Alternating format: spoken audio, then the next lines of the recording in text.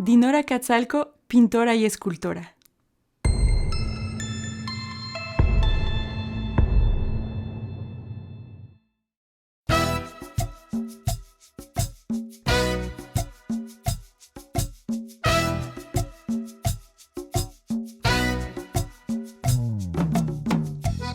Je pense que le regard du public face aux expositions, face aux œuvres est important parce que on le fait pas que pour nous. On veut communiquer aussi quelque chose à travers notre création. C'est vraiment pour que le plus de gens puissent ressentir cette connexion à la couleur, cette connexion à la richesse de ma culture. Que ça les fasse rêver aussi. Ça me rend vraiment, vraiment heureuse. Et puis c'est là où il y a le bonheur, je pense aussi, de voir que j'ai réussi à communiquer quelque chose à travers ça. Aujourd'hui, on est tellement distrait par beaucoup de choses. Des fois, le quotidien va vite. Et l'art nous permet de faire un stop, puis d'être là. Je suis ici, sur cette terre, je le sais que je suis ici pour créer. Mes mains sont faites pour ça. Mon esprit est là pour ça.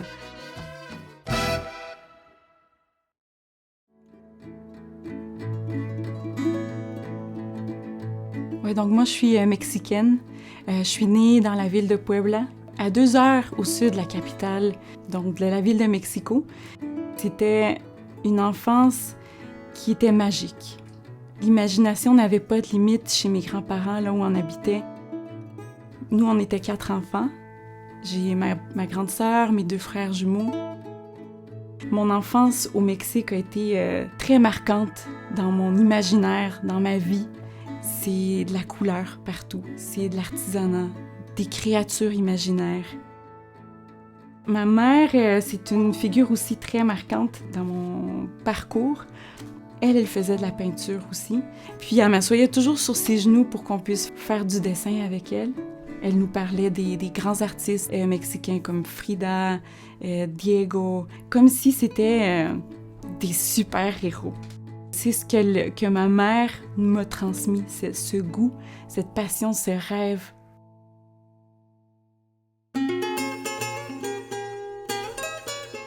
On a grandi chez mes grands-parents et à un moment donné, quand ma mère a accouché des jumeaux, on avait une tante qui habitait au Canada. Puis ma tante est venue voir ma mère, lui a dit « je pense que ce serait une bonne idée si vous appliquiez ». Il y avait beaucoup d'immigration. Pour ma mère, il en était hors de question. Mon père, par contre, qui est un grand aventurier, il s'est dit « pourquoi pas ?» Donc parmi 500 familles, 5 familles ont été choisies. Donc moi, j'avais plus une impression, on s'en allait visiter, on était des touristes. Donc nous, on s'attendait à venir, puis arriver en plein froid, en pleine neige. On arrive, il fait chaud. Mon père demande un taxi. Il dit « Est-ce que vous pouvez nous amener à Gatineau? » Tandis que l'aéroport était à Montréal. Il nous a déposés devant le musée canadien de l'histoire. Et c'est la première image que j'ai eue de l'endroit où on allait habiter. C'était difficile de quitter le pays, quitter mes grands-parents. Mes grands-parents étaient comme mes parents, en fait. Mon grand-père était un homme incroyablement inspirant. Cette transition n'a pas été évidente, mais on savait qu'une aventure nouvelle nous attendait ici. Ah, la neige, la rencontre avec le froid, les nouvelles odeurs. J'ai découvert une nouvelle langue, une langue qui est extraordinaire. Ma mère, c'est sûr que pour nous aider à nous introduire à la culture d'ici, elle nous a dit pourquoi pas y aller à travers l'art.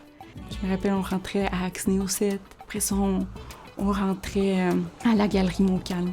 Je me disais, waouh, c'est comme si ces galeries peuvent nous donner tellement de liberté, parce que c'est des espaces blancs où là, tout d'un coup, toi, tu vas donner vie à cet espace. Je veux être une artiste.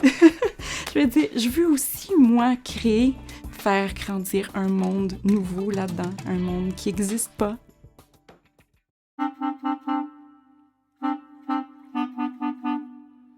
Je dessinais tout le temps. Si on devait faire un choix, l'art, la musique, la science, ben c'était l'art. Mes parents sont venus ici pour nous donner des opportunités nouvelles. Heureusement, ma mère et mon père ne m'ont jamais limitée. Donc, ils m'ont fait confiance, ils m'ont toujours appuyée. Alors, je me suis inscrite au cégep et c'était extraordinaire. J'ai pu explorer différentes techniques. J'ai eu des professeurs incroyablement inspirants. Là, j'avais compris c'était quoi regarder, observer autour de nous. Puis la couleur, comme s'ils avaient des odeurs différentes, comme si ça venait d'une autre planète. Je me disais, oh mon Dieu, c'est extraordinaire ce qu'on peut faire avec la couleur. Après le cégep, j'ai pris une année sabbatique. J'ai travaillé pendant 1 an comme caissière dans un maxi. Et là, au moment de s'inscrire à l'université, je me suis inscrite à l'université en art visuel et design. Donc, j'ai travaillé fort à l'université. Encore là, on a exploré toutes sortes de techniques. Je faisais beaucoup de peinture abstraite. Je travaillais avec du café instantané, sur du bois. La couleur était pas encore très présente. Mais les cours de sculpture, j'adorais ça. Je pense que j'aimais la sculpture parce que tu bouges autour de ton œuvre. Moi, je faisais longtemps de la danse traditionnelle mexicaine. C'était une passion pour moi, la danse. Alors, c'est de là où, moi, l'exploration au niveau de la sculpture était aussi très importante. L'abstrait, je l'ai exploré quand même longtemps, mais à un moment donné, j'avais le goût d'autre chose. Là, j'avais besoin de faire revenir cet imaginaire, montrer à travers mon travail la richesse de cette culture que j'avais laissée.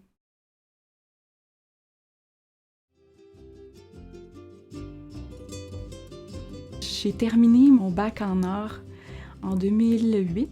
Donc, c'est là où je suis venue à faire un voyage au Mexique. Là, j'avais mon cahier de croquis pendant ce voyage-là. J'ai quitté 6 mois. Puebla, c'est une ville où on voit dans l'architecture beaucoup l'influence espagnole, beaucoup de céramique. Maintenant, on le voit dans mon travail, cette référence à la céramique. Puis la couleur. Il y en avait partout. Je voyais toutes les petites créatures qui sont faites, qui vendent dans les marchés. Tous les enfants au Mexique connaissent ce que c'est des alebrijes, ils font ça. Alors, quand j'ai vu ça, je me suis dit, ben si je pouvais aussi ramener ces créatures fantastiques, faire ça sur des grandes surfaces. Là, l'inspiration est arrivée, plus forte qu'avant. Je reviens de voyage, et là, c'est l'amour. Je suis tombée amoureuse d'un musicien. Et Anthony est arrivé dans ma vie comme ça, comme un oiseau, qui vient m'inspirer. Rapidement, on s'est envolés les deux, là. Très rapidement, j'ai eu un enfant. Du moment où j'ai eu Émile, il m'a donné une force incroyable pour continuer à créer et ne pas laisser tomber.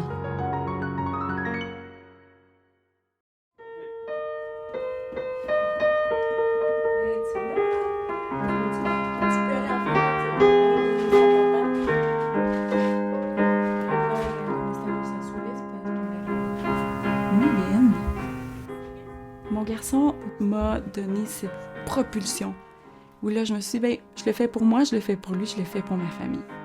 Alors là, c'est une carrière. Si c'est une carrière, il faut faire des expositions, il faut bouger. Là, c'est-tu difficile? Non. Au Carrefour Jeunesse Emploi, il y avait un programme qui est le programme Jeunes volontaires qui m'a énormément aidée. Et là, je prenais tous les outils nécessaires. J'avais un mentor qui était un ami artiste qui est dans la région, Benjamin Roger. Ça aussi, être bien entouré par des artistes qui nous inspirent. Alors, une première exposition d'une série de créatures, hommage à l'art populaire mexicain, dans une galerie à Chelsea. Alors, une deuxième année avec Jeunes volontaires, ils nous offraient 2 ans au maximum. Et là, mon but, c'était d'aller à la Galerie Montcalm, là où a pris naissance ce rêve quand je suis arrivée au Québec. Ça a été 1 année et demie, 2 ans de création avec un budget très limité. C'était une série de tableaux circulaires de 6 pieds de diamètre où, là, quand j'en parlais, il y avait des gens qui me disaient « Mais pourquoi tu fais ça? Pourquoi grand fait des petites œuvres qui se vendent bien? » Mon idée est de faire des grandes œuvres de 6 pieds de diamètre. C'est ça que je veux. C'est ça que je veux, que le public ait un contact assez rapproché à l'œuvre, à la créature qui vient le chercher. Et ça a été une exposition qui a été vraiment un point tournant dans mon parcours. Quand je mets la couleur, quand je fais les formes, ça vient d'une façon très spontanée, puis c'est merveilleux de ressentir ça. Au Mexique, on est quand même très métissé, hein? Donc on a aussi des ancêtres autochtones. Je pense que ça aussi, des fois, j'ai l'impression que c'est ses ancêtres qui parlent. Je sais pas pourquoi c'est tellement fort, là.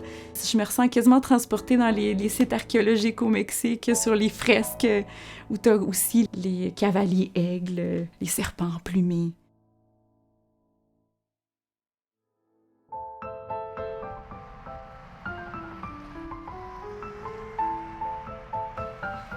Tu fais beaucoup en tant qu'artiste. Ce n'est pas que créer et être dans ses rêves. Il y a des hauts, des bas, des fois ça paye, des fois ça paye pas. Alors pour l'instant, j'ai 3 emplois à temps partiel. Toi, quand tu regardes ces œuvres, est-ce que ça te dit quelque chose? Est-ce que toi, tu aimes ça? J'adore maintenant pouvoir partager mon amour pour l'art avec les enfants. On est presque prêt pour la 2e étape.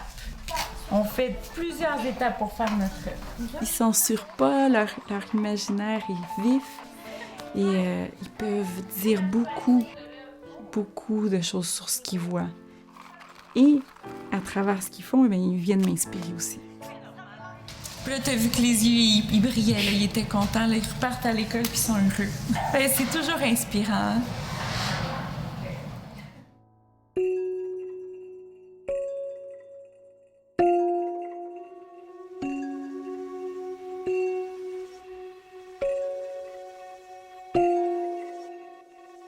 Et là, l'inspiration était reliée aux oiseaux ou au mouvement aussi de comment aujourd'hui les êtres humains s'unissent pour des causes ou les mouvements aussi de migration à la recherche de liberté, à la recherche d'un monde nouveau, parce que moi, je viens de ce mouvement-là aussi. Alors, peut-être que je m'imagine notre famille comme ces oiseaux que j'ai sur certains de mes tableaux.